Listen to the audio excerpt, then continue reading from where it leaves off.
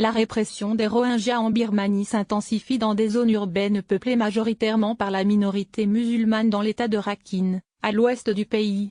Human Rights Watch a publié des images satellites enregistrées le 2 septembre sur lesquelles au moins 450 bâtiments apparaissent entièrement brûlés dans la ville de Moongdo, où 80% des habitants sont Rohingyas.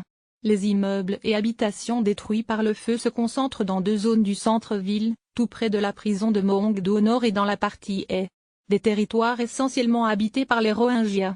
La vaste destruction de zones urbaines dans la ville de Moongdo indique que les attaques menées par les forces de sécurité birmanes contre les Rohingyas ne se limitent pas à des villages isolés, explique Phil Robertson, directeur adjoint de la division Asie au sein de l'ONG.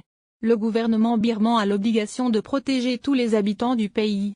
Le haut-commissaire des Nations Unies aux droits de l'homme, Zeid Ra'ad al-Hussein, fait également état de multiples rapports et d'images satellites montrant des forces de sécurité et des milices locales brûlant des villages Rohingyas. À cela s'ajoutent des informations cohérentes faisant état d'exécutions extrajudiciaires y compris de tirs sur des civils en fuite.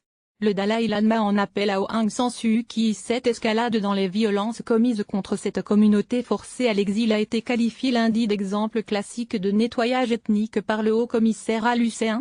Selon une définition de l'ONU de 1992, le nettoyage ethnique consiste à rendre une zone ethniquement homogène utilisant la force ou l'intimidation.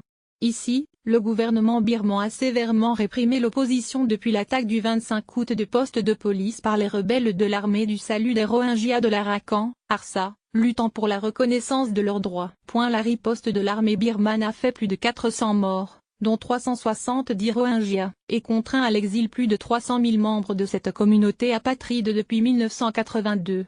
Privés de nationalité birmane et de droits fondamentaux, 313 000 Rohingyas ont tenté d'atteindre le Bangladesh voisin depuis fin août, d'après les chiffres des Nations Unies. La conseillère spéciale de l'État, Aung San Suu Kyi, ne cesse de nier les accusations de nettoyage ethnique de l'ethnie des Rohingyas et assure que le gouvernement a déjà entamé la protection de toute la population de Rakhine de la meilleure manière possible. Sa retenue est largement critiquée par la communauté internationale et plus récemment par l'icône de la paix, le Dalai Lama. Il exhorte la dirigeante birmane à trouver une solution pacifique à la crise des Rohingyas.